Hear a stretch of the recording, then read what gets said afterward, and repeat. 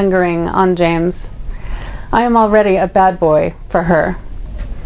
This is me, I say, stopping to fish for my keys. Thanks for walking me. Okay, okay, he capitulates, but steps closer. I know, you're a nice girl, but sometimes he puts his hands on my waist. Even nice girls, they like to kiss. I roll my eyes, feigning more irritation than I actually feel. I'm mildly charmed. You've got 2 minutes, I say, leaning in to Miguel, and keep your hands off my ass. In the same way, I've learned to cull every sensation from the 4-minute flirtations I have on the dance floor. I sustain myself on the occasional interlude like this. My back pressed up against a car door, a man's mouth on mine. I hone in on the details, the scratch of his beard against my neck, the grip of his hand in my hair, some scent, some shiver of memory to turn over in my mouth, to savor during the long drive home to my empty bed. Oh, sorry, I forgot I still need the mic.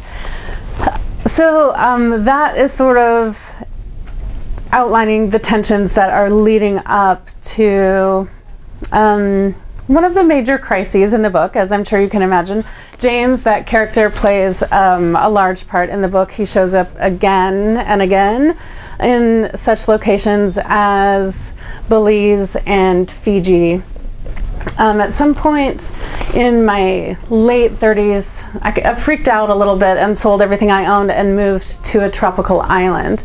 I'm going to interrupt really quick. If you ladies would like to sit, there's 2 seats right here. Okay. All right.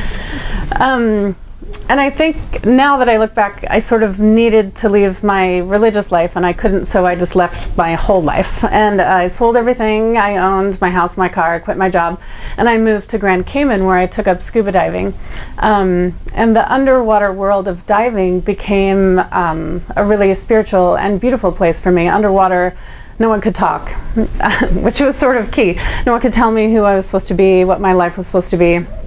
What I should be doing, how I should be trying harder or being different in order to be the kind of girl that a Mormon man would want to marry. So traveling became this place of inspiration for me when my church was becoming less and less of an inspiration.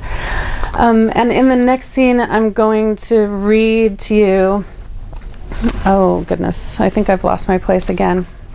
I see my bookmark on the floor.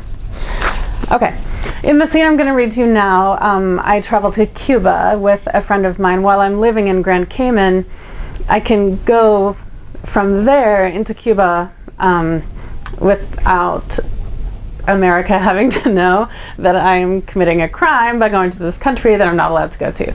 So I'm like, hey, why would I not go to Cuba if given the chance? Oh, and I go with a friend of mine named Danielle, who I've met at church. She's also Mormon and single and also a little bit adventurous. When Danielle and I board the plane to Cuba, I'm at the mercy of 2 of the strongest forces within me. The desire not to be incarcerated in a country that has threatened the United States with nuclear war, and the desire to see Havana, once known as the Paris of the Antilles, in all the vestiges of its former glory. It's the birthplace of the rhythms I have danced to so often they feel like the music of my home country. It boasts a rich history of culture, corruption, and glamour, and persists despite the near perpetual threat of destruction via invasion, revolution, and hurricane. Danielle has brought a guidebook, has studied maps and dog-eared interesting or instructive pages. All I did was book the trip, so without her I would have missed our first accidental discovery. One of Hemingway's former haunts, El Floridita. The neon sign burns green and blue into the darkness outside the bar. It's late enough that the chairs are stacked on top of the tables. All the lights are turned off.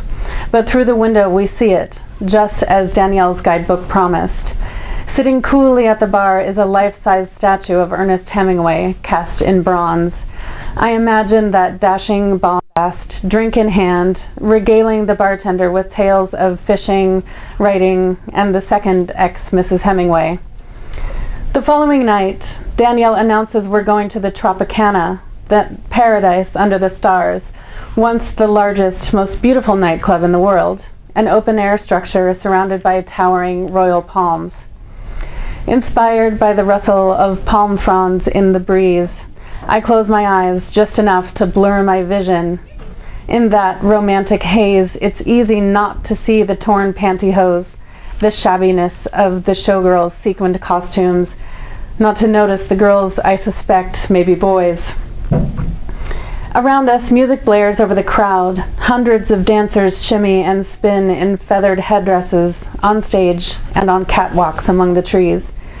Danielle and I fan ourselves in the languid night air. Our round, white draped table is set up with 2 complimentary Cokes and 2 small bottles of rum, which we leave untouched.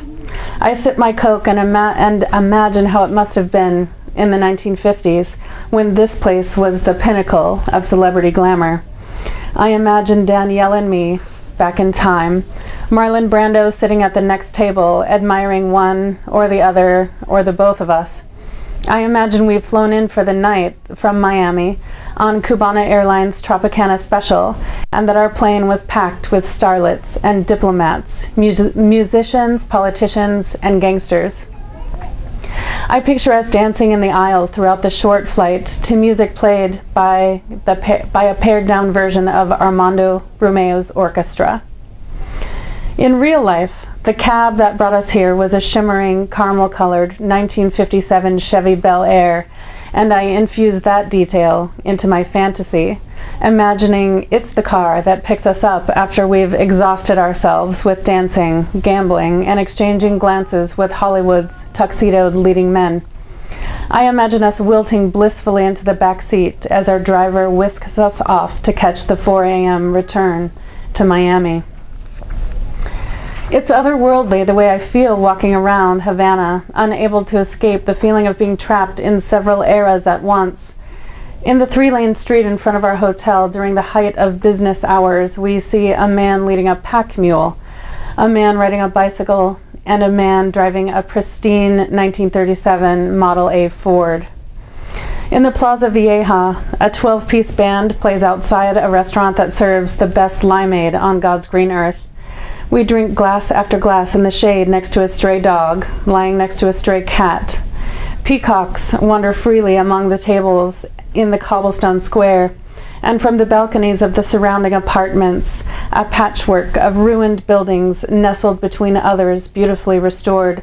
Laundry flies from lines like rows of bright flags. Books couldn't teach me this, I think, with the sharp tang of lime on my tongue. No picture, no movie could show me this place. At night, we walk along the Malecón, surrounded by couples staring first at each other and then at the sea. I don't know why I'm surprised to see romance flourishing despite the poverty and dictatorship and diapers full of shit lying open in the streets. But it feels somehow like a blessing. A reminder that love can exist anywhere, in spite of any obstacle, and that alone feels like a lesson worth breaking the law to learn. For our evening meals, Danielle in her guidebook wisely point us to Paladares, family-owned restaurants which must limit seating to fewer than 12 and must be staffed by members of the family. We'd been warned before we came. Food in the government-owned restaurants is literally inedible, not to mention expensive. Danielle decides, based on her research on the Paladar La Cocina de Lilium, for our last night in Cuba. But the cab ride seems to take forever. I wonder if she's also having visions of windowless rooms, men in dirty uniforms, concrete floors, trays of small dirty tools. I imagine us held indefinitely, Americans having entered illegally with no embassy to call and no way to get more than what money we've brought. Also in my mind is the 10 American dollars I offered a chambermaid in our hotel to stay a few minutes after her shift and press the dress I'm wearing, a bubblegum pink Marilyn Monroe halter style. 10 American dollars will feed that woman's family for a month, according to the guidebook, and I don't quite know how to feel about what a small sacrifice that amount is for me. The thirst for American dollars in Cuba is like nothing I've ever seen, as is the poverty. We've been harassed on every corner by people ready and willing to take us sightseeing or to museums, to the boardwalk or Havana's famous ice cream shop, Copelia. Do we want to see the bar where the Buena Vista Social Club plays for $1 or $2 or $3 for milk, for medicine, for formula? Please, please. My concerns are all replaced by curiosity, however, as our cab enters a spacious, rich, and residential neighborhood. The kind of place diplomats would live and entertain other diplomats whose wives would daintily sip sherry and wear silk chiffon. The Paladar is a large Spanish colonial built in 1937. We are welcomed graciously into a fragrant backyard garden scattered with water features, a koi pond even. The food is simple, spicy, fish with beans and rice. Danielle and I stay for hours, letting ourselves melt into the warm night. We let the mosquitoes take what they will take, mesmerized as we are by the rippling of the fountain beside us and a man playing guitar by a wrought iron gate. After dinner and the long cab ride back to Old Havana, we are dropped off in front of the wrong hotel, so Danielle and I walk the few remaining blocks. It's late, and the street is lined with men carrying M16s, all of whom smile politely and greet us with buenas noches. Across the street, a man stumbles from his apartment. He stands directly in the line of traffic, though there is none. He rubs his eyes, as if we might be apparitions, two American women, suntanned, flaxen-haired, wearing dresses from a bygone era. He looks for a second more, then tilts his gaze heavenward, calling, "Ay, Dios mío," right before falling to his knees. He clutches his chest and says it again, "Dios mío." My initial rush of laughter turns quickly to embarrassment at how privileged I am, with my heels clicking along the sidewalk, with a thick fold of dollar bills in my purse and my biggest problem, a plague of ideas. What right do I have to unhappiness?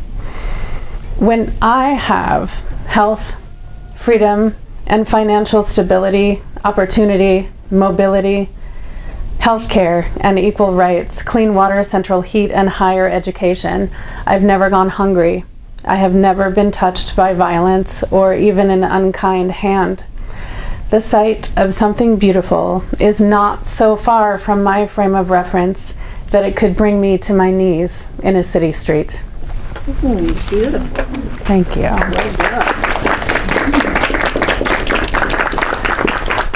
So that'll give you a taste of, again, some of the conflicts, which was, I felt like I should be happy. I wanted to be happy. I was embarrassed at my failure to be happy in this really beautiful life that I'd grown up in. Growing up in the family I grew up in and in the faith I grew up in, nothing bad ever happened to me.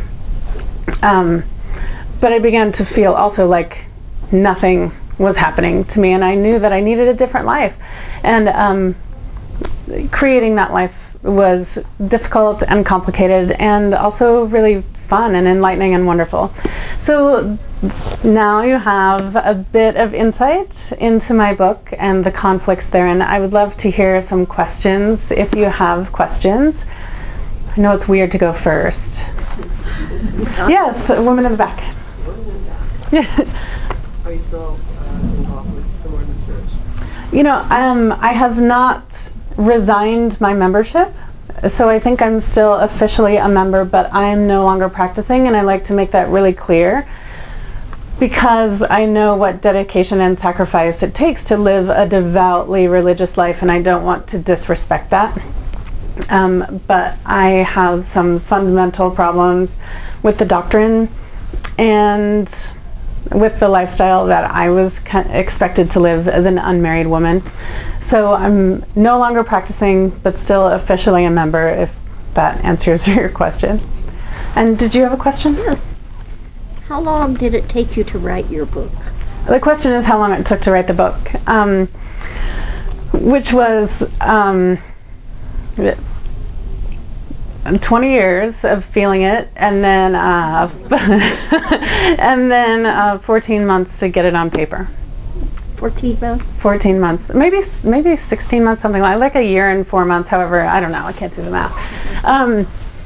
So when I was approached by an agent about writing a memoir, I had nothing. The only thing that I'd ever written about the topic was published in that 1,500-word essay in the New York Times. And so they were like, we want a book in a year. And I was really excited because someone was going to give me money to write a book. And that's everything I ever wanted in life. And so I said yes, not having any idea how difficult it would be to sort of unearth the largest emotional traumas of my life, and to be working on a project that was terrifying to my family and made my relationships with them really difficult, and also to be learning a new artistic form as I was doing it. So I was simultaneously terrified of failing as a writer, terrified of failing as a daughter, and having to like be in a place of sadness that I had really, in real life, worked through and I was sort of finished with, but then I had to go back and like dredge it all up and then make beautiful paragraphs out of it. So it was kind of like being in a self-imposed situational depression for like a year and a half. And I'm proud to say that I came out of it and everything is fine, but it was a rough year and a half, I will definitely say. I can see why it takes people who don't have a deadline and people breathing down their neck. I can see why it takes years. It's a tough job to do. Now, are you writing another one? I have ideas for another one, but nothing on paper yet. This gentleman and the lady over there after. How have your familial relationships weathered the publishing of the book? The question is, how's my family doing since the book has been published? And that's a really good question. Everybody always wants to know. They've been tricky. They did not ask to have their worldview challenged, and they did not ask for my struggle to become public and therefore sort of involve them and reflect on them. So I'm really challenging them in a lot of ways. My parents both came from very unhappy and abusive families. They're both converts to the Mormon Church, and it was really, really important for them to have a really healthy, loving family, which is what drew them to the church, this promise that we would be together into the eternities. And that I get sad when I talk about my family, I'm sorry. Okay. And so they dedicated their whole lives to this promise of eternal family and eternal joy. And